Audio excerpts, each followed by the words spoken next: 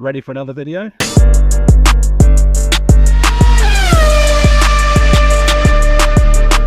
All right, welcome back, guys. This is Luke with Luke F1 Fantasy Strategy, coming back at you with another quick video right after practice 2 has ended. I'm about to go traveling in the next little bit, so this is going to be a really quick video, not too much editing with this one.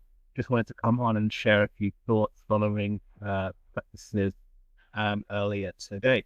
So, kicking it off with practice number 1, we had Lando Norris leading the way from George Russell and Charles Leclerc. We had Yuki debuting in the Red Bull Racing Honda and coming in 6th place and not too far off from Max, so just over a 10th. So he led a great first session in that one. Alonso getting into the top 10, Hadjar in 8th, with Antonelli in 9th in Mercedes, and Carlos Sainz, Alex Albon the next in Williams. We had Ryo Hirakawa, who is debuting for Alpine Renault, just as a reserve driver, with that making one of his management sessions. And so he replaced Jack Doohan in this session. We obviously had Lawson in his first race in the Racing Bulls and coming in 13th. And then followed by a whack of, Gasly, Stroll, rolling out them, and Ocon and Bortoleto rounding out free practice 1.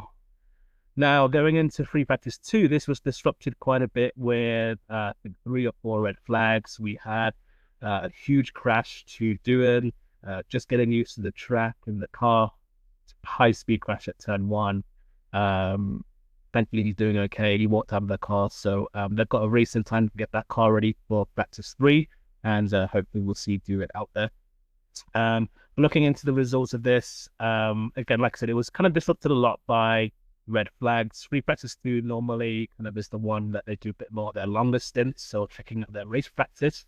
And then what ended up happening was a lot of teams kind of opted to go for the soft tires, trying to sort of fine-tune for the qualifying.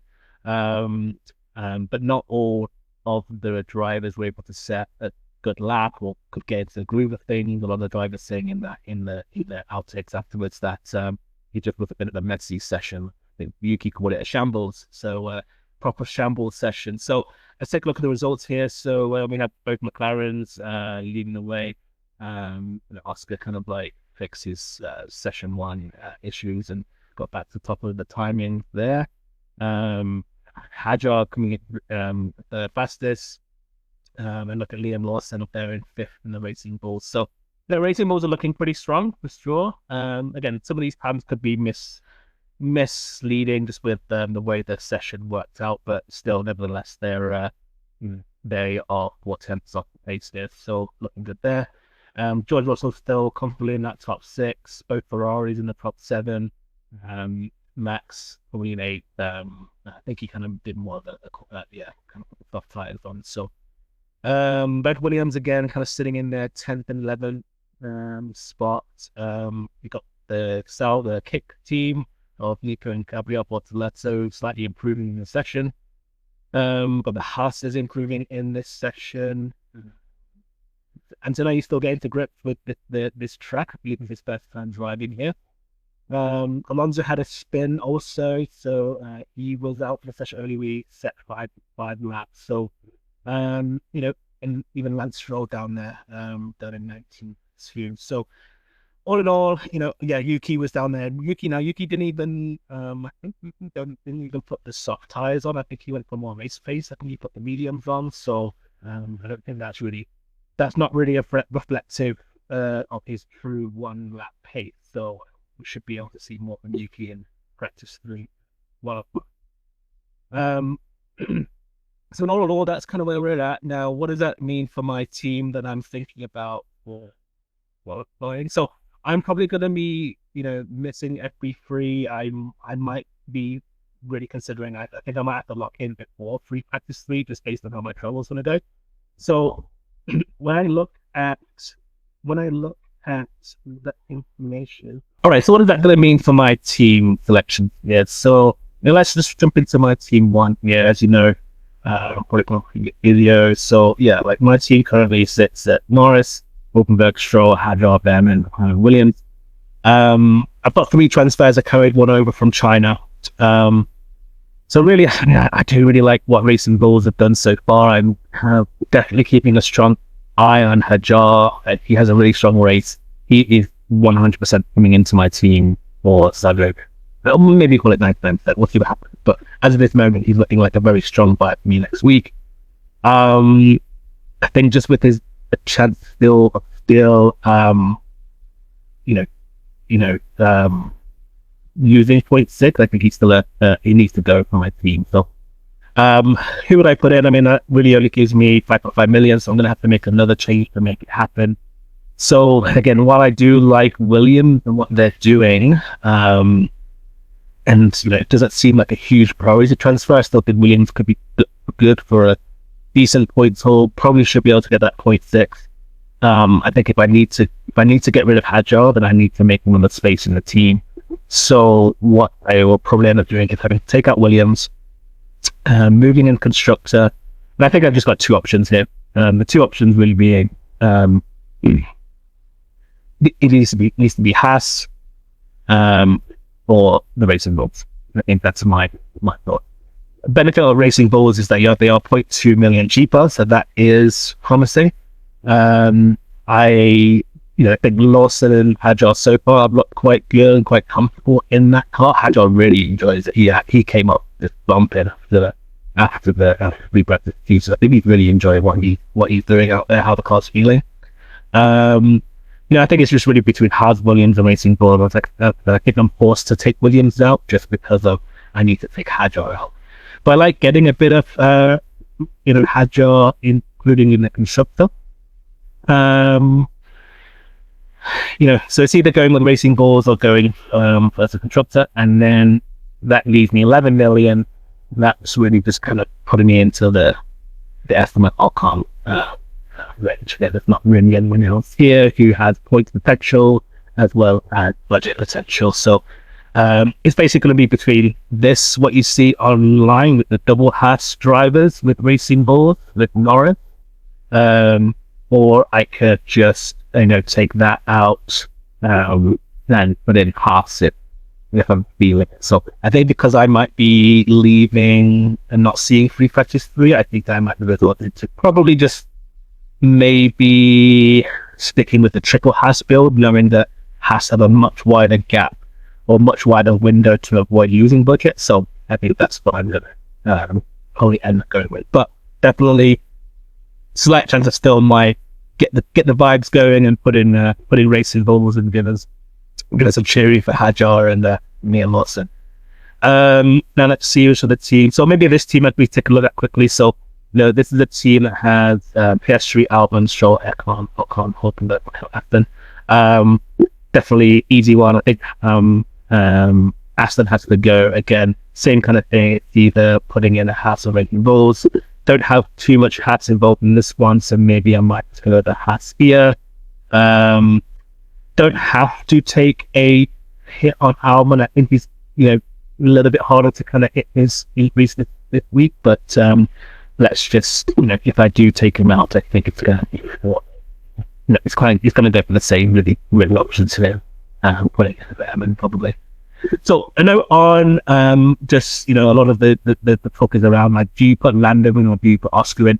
Ultimately, they are both looking fast. Okay, so looking into the A tier drivers, then really comes down to, I think it really comes down to if you're going to put an A tier, it's either going to be a Lando or Oscar. They are just looking for sprint fast. One of them is probably going to win the race. As we talked about, Lewis and Charles, they just don't have enough window in them to get their 0.6 increase. So while they may look decent, so I don't know if they are just, again, just leave them alone for the week. And if you have Max, I just think the points what you pay for Max doesn't definitely have it set back to survive just yet, but kind of know with Max, you kind of just gets the free practice 3 in qualifying, and it's just like he's there. So, but I think it comes down to it's Lando or Oscar. And how do you choose between which one? I think it goes down to which one you currently have. If you currently have one of them, I don't think it's worth a transfer to swap the other one out. Unless you're just really looking, you really need to drop down from a Lando to Oscar in order to get a a couple of your B tier assets that are declining out. So I wouldn't really fuss too much if you were in a good position and you're trying to gamble between Lando and Oscar. I think just go with sort of what you already have in the team. Don't really be worth burning a transfer for. If you're thinking about Mercedes, I think Kimi is a stay away this week. He's an A-tier driver now. It's difficult to see him, scoring a lot of points for us. I think he might be Mercedes looking strong, but I think if there's a Mercedes driver I want to own, it's probably going to be George Russell. Obviously, if Kimi is your second A-tier driver and that's the build you're going for, then I think it's a good pick. But I would still caution to say I think it's worthwhile getting your constructors fixed at this point. Yuki, maybe. I think for those of you that get C3 practice 3, if he sets another sort of like top 5, top 6 time, and he's looking good, maybe he's worth a gamble in the team. Both the Williams, Carlos still seems to be struggling in that car a little bit. Again, it's not really getting, he didn't really get a great thing with the car today with practice and stuff like that. So, definitely not sure what we're going to do. I mean, I think I'm going to stay away from Sainz for sure. Albon, like I said, if you have him in your team and you have other priority transfers to make, I don't think he is one worth looking at. But if you do have the ability to take him out and it helps the rest of your team make up from a budget building perspective, then I think it's quite means a sell there. Lance, and nothing says on the times that he's going to do anything great. Honestly, we just need Lance to finish Lance. He can get me, a few points. Just get me that 0.6 million increase. That's what drew my team for. Don't need to do anything more than that. Again, Liam, I do like what Racing Bulls are doing. I think I want to get a slice of Liam potentially in a constructor as opposed to the driver. But at 8.4 million, he may be worth a flyer for your team. If we look at the Haas drivers, Ocon and Behrman, they're trying a new floor this week. They had some troubles in China. In Australia. It's suited them better in China, and they feel like they're back to where they were in China. This is good so far in their lineup, in their practice sessions so far. So, considering they can take like a minus 31 hit, they'll be able to in order to see that point increase. Like there just isn't a safer constructor out there right now. So. 99% chance of hitting a 0.6. So, yeah, I just think they're just going to be the team. I think, while the vibes are wanting me to put in Racing Bulls, I think the 90% for Racing Bulls too. So, anyway, putting one of those two. So I guess you'll get to see surprised to see which one I end up choosing. And make sure you follow me on X. So I'll definitely post my locked-in team on there. Fernando, stay away. Don't worry about Fernando. Take my team, find someone else. Nico, keep him in the team. He's going to do well. Probably be a sell next week. Keep him in this week. Jack Doohan, get him out of your team. Not worth the risk. Hajar, we like Hajar. I like a lot of Hajar. But he's going to lose 0.6 million this week. I'm reluctantly getting him out of my team, but I won't hold it against you. So that's keeping me a team because I think he does get into a lot of teams next week. And Bortoletto, he'll be a big buy next week. He should be a priority to get out of your team this week.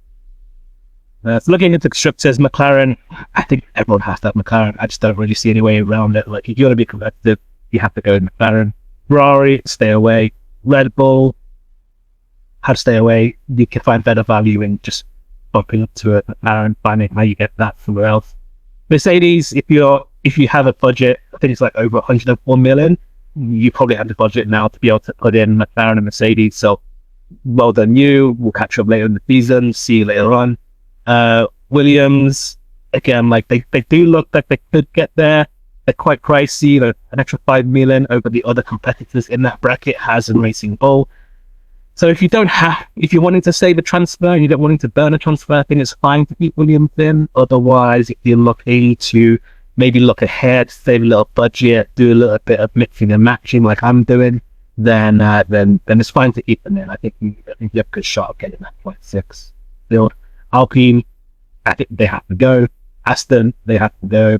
Kick, probably have to go if you're just wanting to really be against the grain, then maybe you're going to keep them in for that 6.2. Your budget has taken a massive hit. but with Bortoletta still on there as being someone who can struggle with, like to kind of get their points, and they've got a 50% chance of if the coin flip when we want to go with them. So like I said, with my team one, I'm probably going to go with a build that is I can't remember now, but I'll be able to get Behrman in here and the triple Haas build. So that's kind of what I'm leaning. I haven't really deviated too much from my video last week. Like I said, there are some alternatives you can with. Keep looking out for all other content creators. Take a look at Practice 3 and enjoy qualifying, enjoy the race, and we'll try and pop on with some post-race reaction later on. So follow me on X, like and subscribe to this, and we will catch you on the next one.